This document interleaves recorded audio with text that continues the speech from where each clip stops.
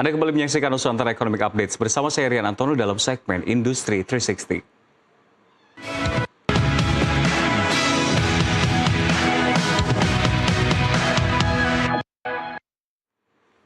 Ya pemirsa, industri alat kesehatan Indonesia kini berada pada fase penting transformasi.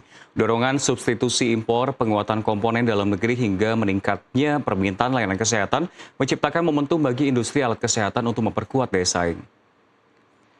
Menurut data per April 2025, terdapat sekitar 812 produsen alat kesehatan lokal dan 5.661 distributor di Indonesia. Sebuah indikasi bahwa ekosistem industri alat kesehatan dalam negeri terus diperkuat. Penyerapan produk lokal melalui sistem e-katalog juga melonjak. Per 2024 penggunaan alat kesehatan dalam negeri mencapai 48%, naik tajam dari hanya 12% pada 2019.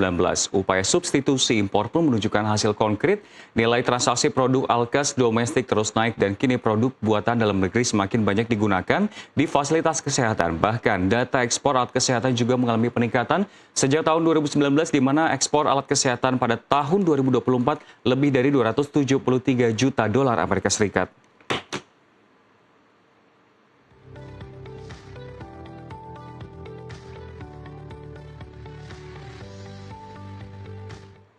Di tengah dinamika regulasi dan tekanan ekonomi di mana sebenarnya letak peluang terbesar industri alat kesehatan nasional, sejauh mana kesiapan produsen lokal menghadapi peningkatan kebutuhan layanan kesehatan pada 2025 dan bagaimana arah roadmap-nya untuk menuju 2026 untuk memperkuat kemandirian alat kesehatan Indonesia. Dan telah bergabung bersama kami di sini ada Pak Faroman Afisena, Direktur PT Inovasi Medik Indonesia sekaligus Sekjen dari Gakeslab. Selamat siang, Pak. Selamat siang, Rian. Ya, Mas Afi mungkin bisa dijelaskan terkait dengan data-data tadi yang telah disampaikan. Mungkin dari kacamata Anda dan juga Gakeslab memaknai transformasi industri kesehatan nasional dari sisi industri alat kesehatan saat ini. Sudah memuaskan atau tidak? Ya, kalau kita belajar dari kondisi COVID-19 yang telah kita lalui beberapa tahun yang lalu, sudah sangat positif arah kebijakan dari pemerintah untuk mendukung sektor industri alat kesehatan. Sehingga pada umumnya kami selaku Asosiasi Pengusaha Alat Kesehatan dan Laboratorium Gakeslab Indonesia, kami sangat puas terkait dengan kebijakan dari pemerintah, khususnya kepada Kementerian Kesehatan. Kami mengucapkan terima kasih atas berbagai kebijakan yang sangat suportif dan konstruktif. Namun demikian memang ada beberapa kendala yang terjadi dalam 2 tahun belakangan ini yang mungkin nanti akan dapat kami sampaikan. Seperti itu. Memang apa saja yang menjadi kendala dan tantangan dari sekarang pun juga apa-apa dijabarkan, Pak? Oke, baik. Jadi kalau kita berangkat tadi dari beberapa transformasi kesehatan yang sudah disampaikan oleh Pak Menteri BGS dan jajarannya, berbagai transformasi kesehatan mulai dari fasilitas kesehatan sampai dengan layanan kesehatan itu sendiri, sampai dengan transformasi sistem ketahanan alat kesehatan. Dalam sistem ketahanan alat kesehatan ini diprioritaskan produk dalam negeri untuk dapat dibeli seluruh kementerian dan lembaga instansi pemerintah yang ada di Indonesia. Pembeliannya melalui e-katalog, seperti itu. Tantangan utama di tahun 2025 ini adalah adanya efisiensi yang sama-sama kita ketahui banyak KL atau kementerian dan lembaga yang melakukan atau mendapatkan efisiensi anggaran, begitu. Dari data yang saya dapatkan ada sekitar 18% anggaran yang dipotong dari anggaran kesehatan yang ada di tahun 2025 ini. Nah, dari pemotongan anggaran ini sudah barang tentu akan mempengaruhi pemenuhan kebutuhan alat kesehatan yang ada di daerah. Begitu. Selama ini daerah mendapatkan dana alokasi khusus dari pemerintah pusat lalu dibelanjakan di daerah-daerah. Untuk saat ini karena adanya pengurangan atau efisiensi anggaran tersebut, banyak beberapa daerah yang pengadaan alat kesehatannya sentralisasi di Kementerian Pusat. Begitu. Nah, karena ada sentralisasi tersebutlah mungkin terkait dengan pemerataan berusaha dari teman-teman kita, pelaku usaha di daerah, mungkin tidak akan sama dengan teman-teman yang ada di Jakarta atau di pusat. Jadi pengadaan yang terkait dengan sentralisasi inilah yang menjadi tantangan tersendiri. Adanya efisiensi dana atau anggaran pemerintah ini juga menjadi PR bagi kementerian, yang mana artinya kementerian mencari juga sumber-sumber dana lain seperti dana hibah ataupun dana pinjaman luar negeri, yang dalam 2 tahun belakangan ini sudah banyak melakukan pola-pola pengadaan tender internasional yang bersumber dari dana dari luar negeri seperti World Bank ataupun Islamic Development Bank.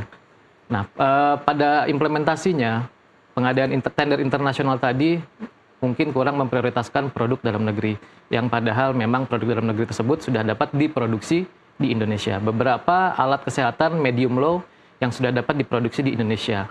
Sehingga untuk itu kami harap adanya berbagai kebijakan yang sekali lagi dapat mendukung kami sebagai pelaku alat kesehatan Indonesia untuk dapat konsisten melakukan dukungan proteksi dan dukungan untuk penyerapan produk dalam negeri. Seperti itu.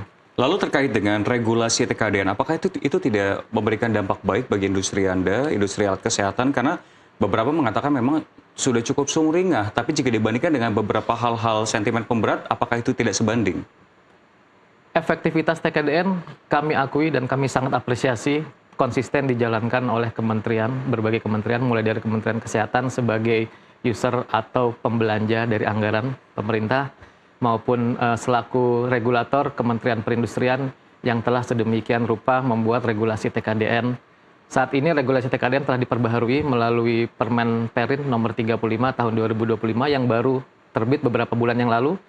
Di situ sudah sangat mengapresiasi nilai-nilai investasi yang dikeluarkan oleh pelaku industri di Indonesia, seperti misalkan fasilitas produksi yang langsung dibeli oleh pelaku industri di Indonesia. Mesin-mesin yang dibeli itu juga menjadi apresiasi dari TKDN, artinya apabila pabrik, lahan, tanah, mesin-mesin dibeli langsung oleh pelaku industri akan mendapatkan TKDN yang lebih tinggi. Hal ini merupakan peningkatan regulasi dari aturan yang sebelumnya bahwa pembelian investasi tadi kurang terapresiasi. Alhamdulillah dengan adanya peraturan yang terbaru sudah mendapatkan apresiasi dari pemerintah. Hal ini bisa meningkatkan minat investasi baik perusahaan dalam negeri maupun perusahaan luar negeri untuk dapat memberikan investasi membangun pabrik baru di Indonesia. Terkait dengan subsektor ibaratnya untuk bisnis dari alat kesehatan, jika saya lihat lebih rinci, koreksi saya jika salah, memang ada dua, ada yang sekali pakai, ada high technology. Betul. Melihat regulasi yang ada dari pemerintah dan juga mengacu terhadap pertumbuhan dari industri bisnisnya, lebih mana yang sebetulnya sekarang diuntungkan dan mana yang perlu dipahami lagi oleh pemerintah dan diberikan konsentrasi agar lebih berkembang kembali dari dua subsektor tersebut? Ya, baik. Kita bisa melihat beberapa jenis alat kesehatan. Alat kesehatan ini sangat luas sekali range-nya. Mulai dari yang tadi Rian sampaikan, barang medis habis pakai, sekali pakai, sampai dengan barang-barang capital equipment seperti CT scan, MRI, mamograf, dan lain-lain. Dari peluang-peluang yang ada, kita bisa melihat, kita kaji dari program pemerintah. Contohnya program dari Pak Presiden yang saat ini adalah pemeriksaan kesehatan gratis. Di pemeriksaan kesehatan gratis tersebut, banyak dibutuhkan barang-barang medis habis pakai, sekali pakai. Seperti rapid test untuk mengecek gula darah, kolesterol, asam urat, ataupun rapid test yang lain seperti TBC dan lain-lain. Begitu juga reagen-reagen kimia yang dibutuhkan sebagai campuran kimia untuk alat-alat pengetesan darah rutin, begitu itu sangat dibutuhkan sekali di program Quick Win-nya dari Pak Prabowo ini. Sehingga BMHP atau barang medis habis pakai tetap menjadi salah satu opportunity yang reguler di setiap tahunnya. Begitu juga untuk produk-produk yang sifatnya elektromedis atau sifatnya adalah capital equipment yang tadi saya sampaikan bahwa itu juga menjadi reguler pengadaan atau kebutuhan dari alat-alat kesehatan yang ada di seluruh Indonesia yang dibutuhkan oleh seluruh fasilitas kesehatan di Indonesia, mulai dari puskesmas sampai dengan rumah sakit. Jadi setiap tahun memang selalu ada kebutuhan untuk peningkatan kualitas dan keamanan mutu dari produk dalam negeri tersebut. Seperti itu. Lantas dengan berbagai sentimen pemberat, lalu juga tadi anggaran pemerintah terhadap Kementerian Kesehatan yang dipangkas dan ada multiplier effect bagi industri Anda, apakah ada inovasi-inovasi baru, capaian terbaik yang pernah dilakukan oleh industri dari alat kesehatan di 3 tahun terakhir ini? Atau justru memang inovasi-inovasi dan capaian tersebut terbilang mandek-mandek saja? Ya, praktis dengan adanya efisiensi tersebut, pemenuhan alat kebutuhan dari alat kesehatan tersebut, artinya adanya penurunan penyerapan produk dalam negeri. Impact-nya adalah banyak anggota-anggota kami, khususnya produsen, yang telah mengalami kapasitas produksi yang tidak terpakai, yang sayang sekali penurunan sekitar 30-40% tidak terpakai, karena tadi adanya efisiensi anggaran tadi. Dampak multiplier effect-nya sudah jelas. Apabila sebuah perusahaan ini tidak mampu melakukan aktivitas bisnisnya, sudah barang tentu akan adanya potensi penurunan lapangan pekerjaan, maksimal bisa jadi kolaps juga dari perusahaan tersebut. Itu yang sudah menjadi ancaman dan banyak perusahaan-perusahaan di daerah, anggota-anggota kami yang sudah menyampaikan hal tersebut, menjadi keresahan dari teman-teman kami di daerah, apakah itu produsen sampai dengan distributor, karena tadi banyak pengadaan-pengadaan yang sifatnya itu sentralisasi di Jakarta, seperti itu. Secara data, apakah sebetulnya memang sudah ada untuk tren PHK sendiri untuk di alat kesehatan, baik di hulu atau hilir? Tapi dijawabnya usai jeda. Baik. Pak Afi, karena dialog akan kita lanjutkan sesaat lagi, tetaplah bersama kami di Nusantara Economic Updates.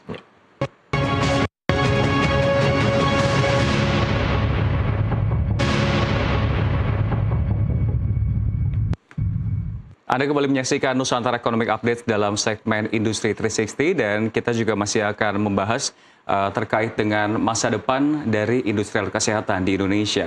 Terkait dengan pertanyaan saya sebelumnya, Pak Afi, apakah sebetulnya secara data dan angka multiplier effect yang terjadi karena pemangkasan anggaran pemerintah di beberapa tahun terakhir sudah ada dampaknya bagi tren PHK di industri alat kesehatan? Ya, kalau kita bicara pemutusan hubungan kerja atau PHK, kami secara data real kami belum dapat menyampaikan. Namun secara survei kami telah melakukan survei kepada member kami secara internal karena Gakeslab Indonesia adalah asosiasi yang mewadai 1.500 perusahaan yang berkecimpung di ekosistem alat kesehatan seluruh Indonesia. Mulai dari produsen, distributor, sampai dengan konsultan, sampai dengan kalibrator, perusahaan yang melakukan kalibrasi. Kami telah mensurvei, ada beberapa perusahaan yang telah masuk ke kami, hasilnya bahwa sudah banyak perusahaan yang merencanakan untuk melakukan pengurangan tenaga kerja. Hal ini akan berdampak sudah pasti kepada kelangsungan dari perusahaan itu sendiri. Jadi secara internal survei kami sudah lakukan dan sudah banyak data perusahaan anggota kami yang menyampaikan rencana wacana pengurangan tenaga kerja. Seperti itu, Rian. Lantas, dengan tadi sebelumnya Anda telah menyampaikan soal MBG. MBG itu kan sejak pertama kali diturunkan, disampaikan, diimplementasikan hingga sampai saat ini. Apakah memang bagi Gakeslab sendiri atau industri kesehatan ini juga sudah mendapatkan efeknya sampai sekarang atau masih belum terasa? Ya, efek secara langsung belum kami dapatkan karena kami dari sektor alat kesehatan. Makan bergizi gratis merupakan program yang saya rasa sangat baik, cukup baik begitu. Namun demikian, seperti tadi Rian sampaikan, harus diukur tingkat keberhasilannya. Bagaimana mengukur tingkat keberhasilannya? Setelah diberikan MBG, tindak lanjut apa yang harus dilakukan? Kita harus melakukan pengetesan apakah memang masyarakat atau siswa-siswa ya yang telah diberikan MBG memang telah tercapai peningkatan baik gizi maupun tinggi badan ataupun berat badan. Nah, itu yang harus kita coba ukur. Dari situ kita bisa, dari asosiasi kami bisa menyampaikan kami memiliki berbagai alat kesehatan untuk dapat membantu melakukan pengecekan indikator tersebut. Mulai dari timbangan bayi, timbangan injak, timbangan untuk siswa-siswi tadi, lalu pengukur tinggi badan bayi atau penunggu tinggi badan siswa-siswi tadi, ya itu harus kita cek begitu.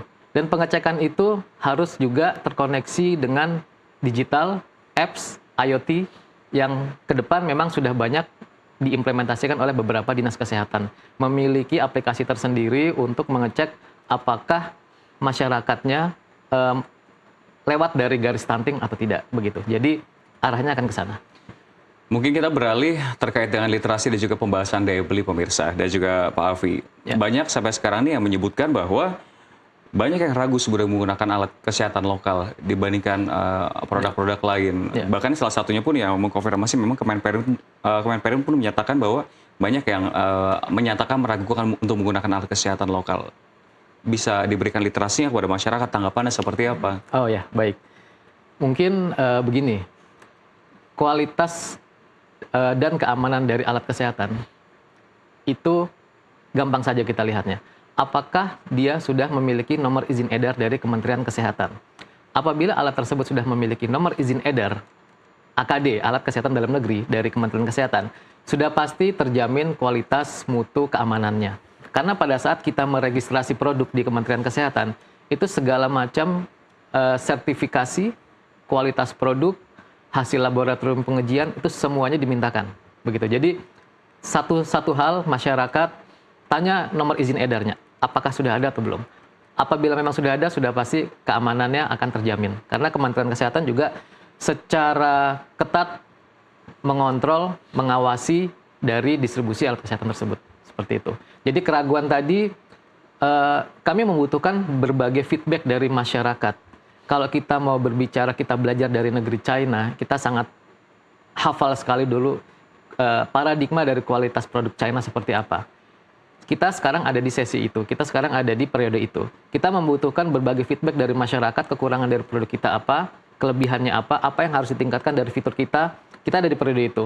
Jadi kita harus melewati periode dari feedback tadi yang harus kita dapatkan untuk nanti di R&D kemudian di pabrik masing-masing untuk kemudian diberikan peningkatan fitur, keamanan, dan lain-lain. Sehingga pada saatnya nanti beberapa tahun ke depan produk kita akan jauh lebih baik dari sekarang. Seperti itu. Kita dalam momen transisi seperti yang tadi Anda sampaikan. Ya. Tentunya ini juga dukungan dari evaluasi dari pemerintah, evaluasi dari masyarakat, regulasi yang mendukung, stimulus yang mendukung.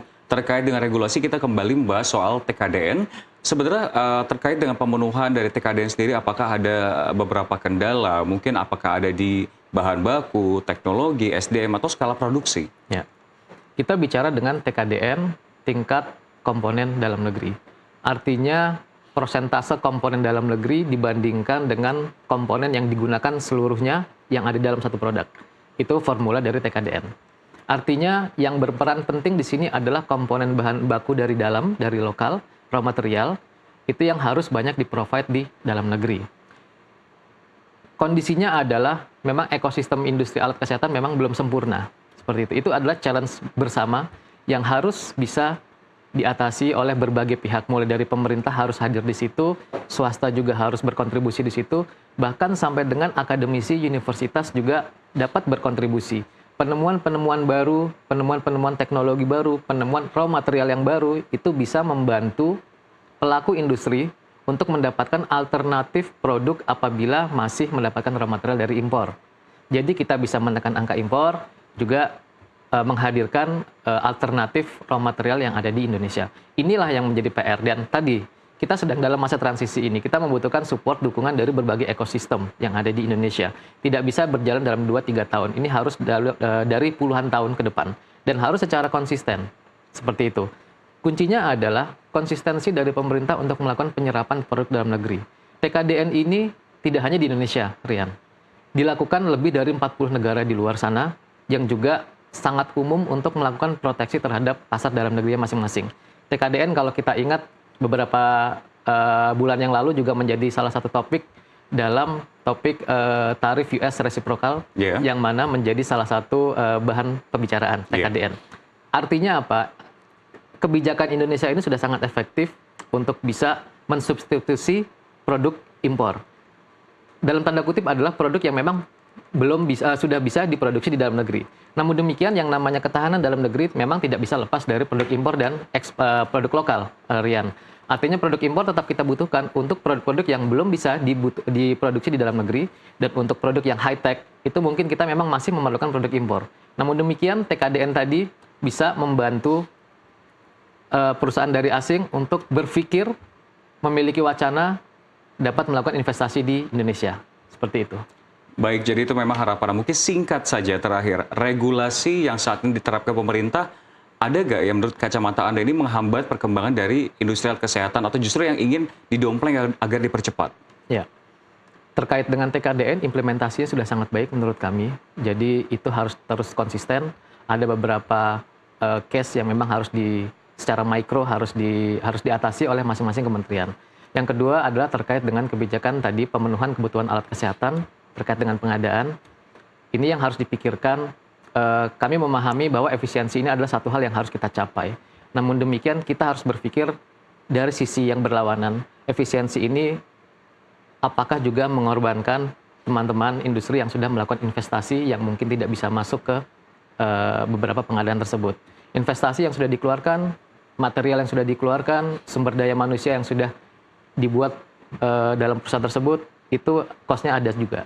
Jadi ini harus imbang. Sebagai pemerintah harus bisa melakukan balancing mana kira-kira parameter yang harus diputar, mana yang tidak dulu, mana yang harus diputar lagi, mana yang tidak lagi, seperti itu. Jadi konsistensi penyerapan produk dalam negeri ini harus konsisten sepanjang tahun. Tidak bisa tahun ini iya, tahun depan tidak. Karena yang namanya pelaku industri membutuhkan kondusivitas iklim industri yang baik, yang kontinuitas, itu juga yang akan mengakibatkan, yang akan memberikan dampak investor asing akan sangat tertarik melakukan investasi di Indonesia. Baik. Baik, terima kasih Pak Hafiz. Semoga memang dari berbagai perbincangan dan harapan tersebut, pelaku usaha industri alkes dalam negeri bisa menjadi tuan rumah dan raja di Amin. dalam negeri sendiri. Mudah-mudahan.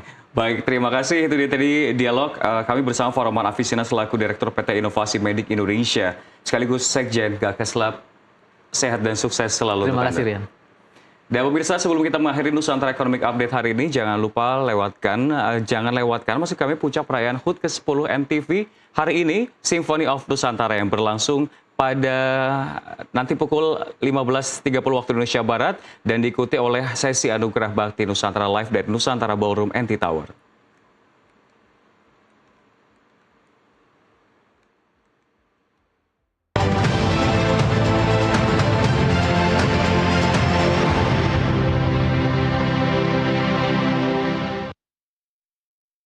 Informasi tadi sekaligus menjadi penutup perjumpaan kita hari ini. Ekonomi bukan sekedar angka, tapi napas kehidupan kita semua. Dari pasar tradisional hingga industri digital, dari rakyat kecil hingga kebijakan besar. Semua saling terhubung. Saya Rian Antono pamit undur diri, sampai jumpa.